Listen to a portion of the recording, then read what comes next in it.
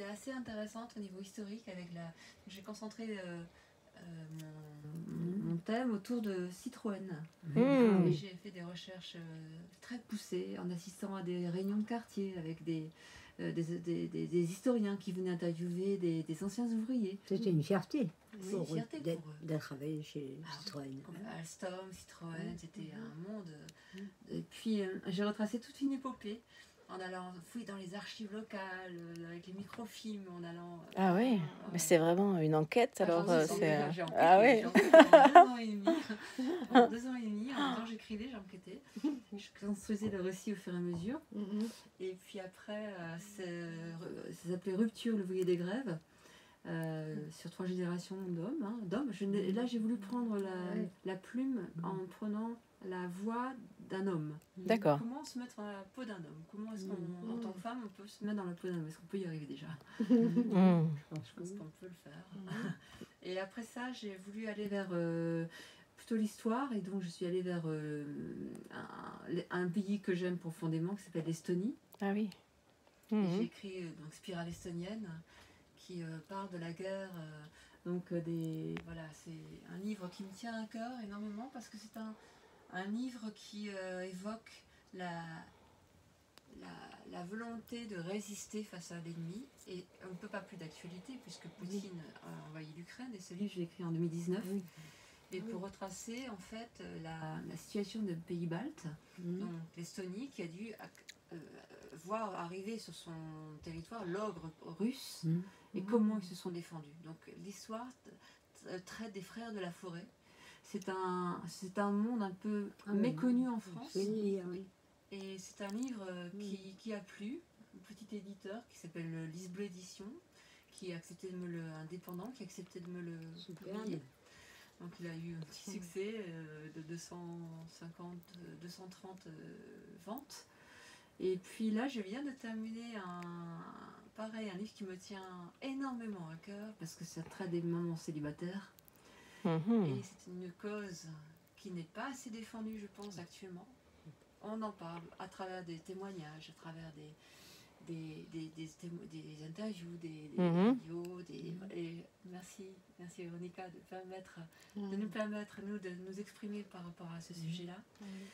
Il y a des femmes qui essaient d'aller vers des lois, de tendre le sujet vers ça, parce qu'il y a quand même 23% maintenant des familles monoparentales qui sont avec des mamans célibataires qui ont parfois 2 ou 3 enfants à charge, toutes seules. Et même là, la loi sur les retraites les pénalise. Voilà, exactement. On a leur double peine parfois pour les mamans. Elles ne sont pas toujours dans l'acceptation de ça. Parfois, c'est un état de fait pour elles. Elles se retrouvent toutes seules. C'est pas un choix des fois. Parfois, ce n'est pas un choix. Donc, et quand c'est un choix, quelquefois, c'est pire. Et parfois, c'est pire. Parce qu'on dit, oh, les pauvres, elles ont été larguées, là, elles ont choisi. C'est le chaos. Elle n'a qu'à assumer, donc. Voilà, c'est ça. Elles l'ont un petit peu cherché quand même. Bah oui. T'as vu le caractère qu'elle a. Oui. Elle le mérite. Mais t'as pas refait ta vie, refais ma vie. Je comprends pas ce que ça veut dire, moi. Qu'est-ce que ça veut dire? Ou simplement aussi, mais en fait, on va piquer quand même le mari de l'autre quand même. Donc, aussi, vous pensez aussi qu'on est toujours des dangers pour les femmes qui restent les femmes en couple. Voilà. D'ailleurs, on est très peu invités. Oui, vous avez remarqué. C'est vrai qu'à un moment donné, on reçoit très peu, on en reçoit un petit peu au début, puis très vite, on se retrouve une sorte sans invitation. Mais je vous rassure, quand on vieillit, on est un peu plus invités. Oui, parce qu'on est moins, on fait plus partie du marché. On garde notre féminité, et donc voilà, c'est ce que je veux dire à travers ce livre. Non, puis ils parlent couple, donc ils parlent de leurs enfants, de la peine de leurs enfants, donc nous, on n'a rien... Oui, c'est pas intéressant. Oui, voilà, c'est ça. Nous, on n'a rien à dire. On a quand même nos enfants avec nous, quand même. Mais on ne peut pas amener nos enfants au dîner. Non. Bah non.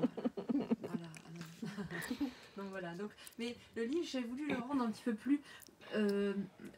sous un autre angle. J'ai voulu le traiter sous un angle différent. Parce qu'au départ, je voulais étudier une grande auteure américaine qui habitait à côté de chez moi, qui a vécu il y a 150 ans, qui...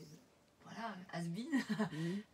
C'est ce que vous disiez tout à l'heure, le passé parfois, on ne veut pas l'écouter, on ne veut pas l'entendre, mais un peuple qui n'a pas de passé n'a pas d'avenir. Ah ben non. C'est Donc, sûr. on ne peut pas parler actuellement du présent et d'avoir des envies pour nos propres enfants si on ne connaît pas notre passé. Non, et Donc, puis ça peut être heureuse. La nostalgie, elle est pas c'est- malheureuse. Non, Il y a la pas. nostalgie heureuse. Il n'y a pas Oui. de mot ici. C'est un Voilà. oxymore, Oui, nostalgie ça. heureuse.